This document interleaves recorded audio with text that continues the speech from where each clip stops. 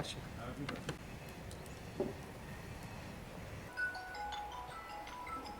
Salyan Sabirabad Şirvan zonasının qədim mətbəx növlərindən biri də əppək qatığıdır.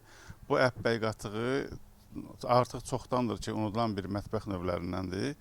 Amma ara sıra bu bəzi evlərdə bu əppək qatığı hazırlanır. Bugün biz Məlahət xanımın qonağıyıq. Məlahət xanım bizə bildirir ki, bu vaxtilə nənəsi bu yeməyi pişirib, onlar da bu yeməyi yeyiblər. İndi bizə bugün o əppək qatığının hazırlanmasını göstərəcək və burada ocağımız qalanıb. Buyurun Məlahət xanım, bizə göstərin, görək bu necə hazırlanır.